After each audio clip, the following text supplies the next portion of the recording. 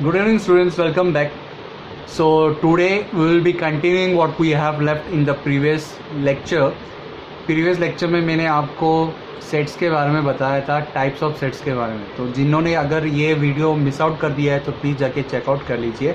Types of sets जिसमें मैंने singleton set, empty set, finite set, infinite set, equal set, इन सब के बारे में वहाँ पे एक्सप्लेन किया हुआ है.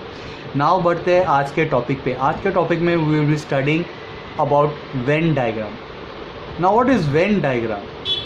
Venn diagram is a diagram in which set is being represented. अगर कोई सेट को हम क्लोज्ड फिगर में रिप्रेजेंट करते हैं तो उस क्लोज्ड फिगर को हम लोग बोलते हैं Venn diagram.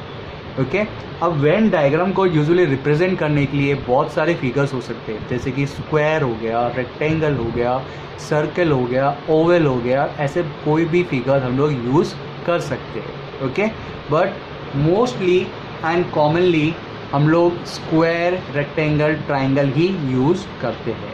सर्कल हम लोग इसलिए नहीं करते क्योंकि वो ड्रॉ करने में स्टूडेंट्स के पॉइंट ऑफ व्यू से टेक्स्ट बुक में तो मिल जाता है, स्टूडेंट्स लोग को थोड़ा सा दिक्कत हो जाता है, राउंडर लेना पड़ता है. अगर स्टेंसिल है then it's very good to use the square also, थोड़ा अट्रैक्टिव लगता है. ओके सो वेन डायग्राम का मैंने आपको एक एग्जांपल यहाँ पे पिक्चर में दिखा दिया है. सेट ए है जिसमें मेंबर्स दिखा दिया है मैंने, 1 2 3 4 5 ऐसे मेंबर्स है और उसको किस तरह से रिप्रेजेंट करते हैं ये भी मैंने वहाँ पे दिखा दिया. अब नेक्स्ट चीज़ के ऊपर बढ़ते हैं हम लोग. नेक्स्ट चीज़ क्या है, हम लोग सबसेट के बारे में पढ़ेंगे. Now what is subset? If every element of set A is in set B, then A is a subset of B. मैंने डेफिनेशन यहाँ पे लिखा है.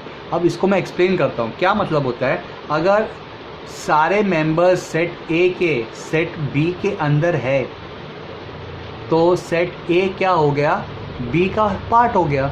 जो सेट B है ना उसका एक पार्ट हो गया. अब इस पार्ट वर्ड को, being a part of someone, इस पार्ट वर्ड को हम लोग एल्जेब्रिक टर्म्स में सबसेट बोलते हैं.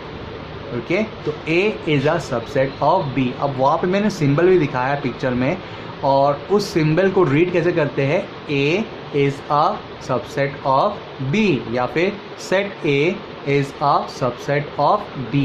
अब इसके साथ साथ मैंने वहाँ पे आपको एक डायग्राम भी दिखाया है. डायग्राम में लिखा है A having member 1 and 2 and set B is having member 1 2 and 3. अब इसको मैंने डायग्राम में रिप्रेजेंट किया है. अब जब वेन डायग्राम ड्रॉ करते हैं तो जब हम सेट को लेबल करना रहता है तो हम उसके अंदर लिखते हैं. तो देखिए वेन डायग्राम में भी मैंने आपको सेट A का जो नाम है वो अंदर लिख के दिखाया है. यहाँ पे भी सबसेट का जब डायग्राम मैंने ड्रॉ किया हुआ है वहाँ पे जो ट्राइंगल है वो A सेट हो गया और उसके अंदर 1 2 लिखा है, और जो सेट B है वो रेक्टेंगुलर शेप का है, उसके अंदर मैंने 3 लिखा है. अगर मैं आपको बोलता हूँ लिस्ट बनाओ सबसेट ऑफ 3 का, सबसेट ऑफ B का सॉरी, तो आप B का जब लिस्ट बनाओगे तो आप उसमें सारे लिखेंगे. आप नंबर 1 लिखेंगे, नंबर 2 लिखेंगे, नंबर 3 लिखेंगे, क्योंकि जो डायग्राम है उसके अंदर जो रेक्टेंगुलर शेप का है जैसे मैंने बोला वो सेट B है, तो सेट B के अंदर ही सेट A ड्रॉ हो गया है. तो सेट A के भी मेंबर्स आप सेट B में लिखेंगे. तो आप जब लिखोगे तो आप 1 2 3 लिखोगे. लेकिन अगर मैं सिर्फ सेट A बोलता हूँ तो आप सिर्फ और सिर्फ सेट A जो ट्राइंगल शेप है उसको ही आप लिखोगे.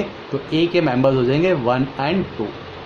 तो इस तरह से आपको सबसेट रिलेशन आपको लिखना रहता है. ओके अब इसमें मैंने एक और चीज़ मैं ऐडअप कर देता हूँ कि every set is a subset of itself. हर एक जो सेट होता है ना वो अपना ही सबसेट होता है. इतना ही नहीं, एम्प्टी जो सेट होता है वो सबसेट होता है ऑफ एवरी सेट. अब इसको भी मैंने यहाँ पे आपको फोटो पे एक्सप्लेनेशन करके दिखाया है. मैंने अलग इंक यूज़ इसलिए किया है और रेड कलर में इसको इसलिए लिखा है क्योंकि this is an important term. अब बढ़ते हैं हम इसके बाद next topic that is universal set. अब यूनिवर्सल जो नाम है वो आया है वर्ड यूनिवर्स. यूनिवर्स क्या होता है, पूरा ब्रह्मांड, पूरा प्लैनेट्स आ जाते हैं उसमें, पूरा सोलर सिस्टम सब कुछ आ जाता है. ओके तो यूनिवर्सल जब नाम ही यूनिवर्स से यूनिवर्सल नाम पड़ा है सेट का, इसका मतलब ये जो सेट होगा ये अमंग द गिवन सेट, मैं वापस वर्ड रिपीट कर रहा हूँ, अमंग द गिवन सेट, जो दिए हुए सेट है उसमें से ये सबसे बड़ा सेट होता है. और बाकी सारे सेट्स इसके सबसेट होते हैं। मतलब बाकी जो बचे हुए सेट्स हैं वो इसके मेंबर होते हैं। अभी यहाँ पे मैंने इसको इंग्लिश में आपको डेफिनेशन भी लिख के दिखाया है। A suitably chosen non empty set of which all the sets are its subset. सारे जो सेट्स है वो इसके क्या हो जाएंगे, सबसेट हो जाएंगे अंडर कंसिडरेशन उस टाइम पे।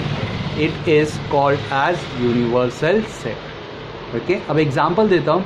जैसे मैं आपको बताता हूँ। अभी एग्जांपल तौर पे महाराष्ट्र बोल दिया, हरियाणा बोल दिया, पंजाब बोल दिया, उत्तर प्रदेश बोल दिया, मध्य प्रदेश बोल दिया, और लास्ट में बोलता हूँ मैं इंडिया।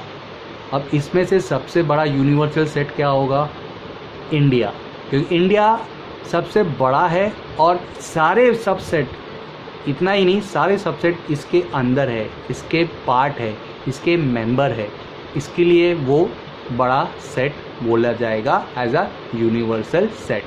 अगर मैं इसी एग्जांपल में ऐड ऑन कर देता हूँ, जैसे मैंने बोला महाराष्ट्र, उड़ीसा, पंजाब, हरियाणा, दिल्ली, इंडिया के बाद बोल देता हूँ मैं एशिया। अब कंसिडरेशन बदल जाएगा। तो देखिए जो मैंने एग्जांपल लिखा है, जो डेफिनेशन लिखा है, वहाँ पे वर्ड कंसिडरेशन यूज़ किया हुआ है कि उस टाइम पे कंसीडर किया जाएगा जो गिवन सेट्स है उसमें से। तो यहाँ पे जब मैंने एशिया का वर्ड यूज़ किया तो क्या बन गया, एशिया बन गया सबसे बड़ा यूनिवर्सल सेट। अब बड़ा तो बन गया, लेकिन ये भी चेक करना है कि बाकी सारे मेंबर्स जो बचे हुए हैं वो सब इसके पार्ट है कि नहीं।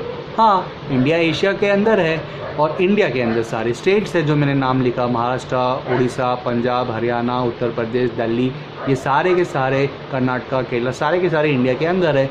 तो ये सारे के सारे क्या बन जाएंगे, इसके सब सेट बन जाएंगे और सबसे बड़ा सेट हो गया यूनिवर्सल, और सारे के सारे उसके सब सेट है, इसलिए हम लोग एशिया को यूनिवर्सल सेट बोलेंगे।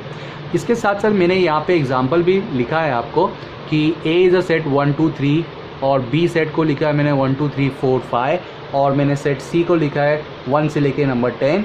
तो यहाँ पे आप क्लियर एग्जांपल देख सकते हो कि set C is the universal set. अब यूनिवर्सल सेट को हम लोग यूजुअली कैपिटल अल्फ़ाबेट यू से हम लोग रिप्रेजेंट करते हैं, डिनोट करते हैं। और जब हम यूनिवर्सल सेट ड्रॉ करते हैं तो हम लोग रेक्टेंगल शेप में ही मोस्टली उसको ड्रॉ करते हैं। तो आप किसी और शेप में उसको ड्रॉ मत कीजिएगा, ओके। और साथ ही साथ जब हम यूनिवर्सल सेट को लेबलिंग करते हैं वेन डायग्राम में, तो इसको डायग्राम के बाहर लिखते हैं, अंदर नहीं। बाकियों को अंदर लिखते हैं लेकिन यूनिवर्सल सेट को हम लोग बाहर लिखते हैं, ओके। नाउ बढ़ते हैं हम नेक्स्ट सेट, कॉम्प्लीमेंट्री सेट। अब कॉम्प्लीमेंट्री सेट के लिए मैंने यहाँ पे पिक्चर लगा दिया है। अब सबसे पहले मैं आपको डेफिनेशन के बदले जो मैंने एग्जांपल लिखे उसके अनुसार मैं आपको समझाता हूँ। अब जो यूनिवर्सल सेट का मैंने यहाँ पे एग्जांपल दिया है, इसमें जो सेट है वो है यूनिवर्सल, इसके एलिमेंट्स है, मेंबर्स है 1 2 3 4 5, उसके प्लेयर्स है, उसके मेंबर्स है, ओके। और जो सेट ए है उसके मेंबर्स है 1 3 5, ओके। अब यूनिवर्सल सेट दे दिया है आपको, सेट ए दे दिया है, ए के मैंने मेंबर्स भी दिखा दिया है फ़ोटो में एग्जांपल देके। अब आपको बोला है कि ए कॉम्प्लीमेंट लिखो। तो ये भाई ए कॉम्प्लीमेंट होता क्या है, ए कॉम्प्लीमेंट वो सेट है जो सेट ए में नहीं है लेकिन यूनिवर्सल में है। मतलब ए वाले जो सेट है ना वो रेड कलर से देखो मैंने अंडरलाइन कर दिया यूनिवर्स में। अब बाकी जितना भी माल बचता है यूनिवर्सल सेट में वो सारे के सारे ए कॉम्प्लीमेंट को बिलोंग करते हैं। आप एग्जांपल देखिए, मैंने अलग कलर के इंक से यूज़ करके आपको समझाने की कोशिश किया है। सेट ए में 1 3 5 है तो मैंने यूनिवर्स में 1 3 5 को अंडरलाइन कर दिया। जो भी बच रहा है वो ग्रीन कलर में है, दैट इज़ 2 and 4, तो वो सारा का सारा बन जाएगा ए कॉम्प्लीमेंट, दैट इज़ 2, 4। अब इसी को मैंने पिक्चर में भी रिप्रेजेंट करके दिखाया है। यूनिवर्सल सेट ड्रॉ किया है, बाहर यू लिखा है, उसके बाद में मैंने ट्रायंगल शेप में ए ड्रॉ किया है और ट्रायंगल शेप के अंदर सेट ए लिखा है, उसके अंदर मैंने लिखा है 1, 3, 5, ऐसा मैंने लिखा है। उसके बाद 1, 3, 5 लिखने के बाद ए कॉम्प्लीमेंट दिखाने के लिए उसको मैंने ए का जो सेट है उससे बाहर लिखा है, तो उसके बाहर लिखा है 2, 4, ओके। तो आई होप आपको ये समझ में आएगा। अब बढ़ते हैं मेन इसके डेफिनेशन के बारे में। तो इसमें क्या लिखा है अब देखिए, if you is the universal set and set A is a subset of itself. अगर यू एक यूनिवर्सल सेट है और ए इज़ अ सबसेट, ए उसका पार्ट है, देन सेट, ऐसा set set of all the elements, set of all बचे कुछ elements which is in U but not in A. सारे जो बचे कुछ एलिमेंट्स है जो यू में है लेकिन ए में नहीं है, वो सारे के सारे एलिमेंट्स क्या बोल जाएंगे, किसके मेंबर हो जाएंगे, किस सेट का पार्ट हो जाएंगे, ए कॉम्प्लीमेंट का। अब ए कॉम्प्लीमेंट को हम लोग डिनोट करते हैं बाय ए डैश, जो ऊपर एक छोटा सा डैश डालते हैं रेस टू में, और ए रेस टू सी यानी कि सी एक छोटा सा हम लोग इंडिकेट करते हैं फॉर कॉम्प्लीमेंट्री वर्ड। ओके, अब मैंने यहाँ पे एक रेड कलर का नोट भी लिखा है that there is nothing common, set of A and A complement do not have anything common in them. अब do not have anything common का मतलब क्या है, एलिमेंट्स, तो उसमें कोई भी एलिमेंट्स कॉमन नहीं है। तो आज के मैंने आपको 4 टॉपिक एक्सप्लेन कर दिया। पहला मैंने वेन डायग्राम, जब हम सेट को डायग्राम में रिप्रेजेंट करते हैं तो उसे वेन डायग्राम बोलते हैं। उसके बाद में हम लोग ने बढ़ के नेक्स्ट पढ़ा था हमने पॉइंट सबसेट, सबसेट का मतलब किसी का पार्ट होना। उसके बाद में हमने पढ़ा था कि यूनिवर्सल सेट, सबसे बड़ा सेट, और लास्ट में हमने पढ़ा था कॉम्प्लीमेंट्री सेट, मतलब सब बचे हुए एलिमेंट्स जो कि यूनिवर्स में होते हैं एक सेट के हिसाब से। ओके, तो इस चारों टॉपिक में से अगर किसी भी टॉपिक को आपको डाउट है या कुछ नहीं समझ में आया तो प्लीज़ आप कमेंट सेक्शन में लिखिएगा, और मैं जल्द से जल्द वीडियो बनाऊंगा उस टॉपिक को लेके। अगर कोई भी एक्सरसाइज का भी सम है, अलजेब्रा, ज्योमेट्री, जो भी आपको नहीं आता है 9th स्टैंडर्ड 10th स्टैंडर्ड, तो आप मुझे कमेंट सेक्शन में ज़रूर लिखिएगा और मैं जल्द से जल्द उस पर वीडियो बना के आपको एक्सप्लेन करूँगा। इतना ही नहीं, अगर आप किसी भी स्टैंडर्ड का आपको मैथ्स का सम, महाराष्ट्र बोर्ड का अगर आपको कुछ भी डाउट है 5th 6th 7th 8th, तो प्लीज़ मुझे वो बताइएगा, आई विल सॉल्व। तो please like the video and subscribe my channel. Okay, till then bye, take care students.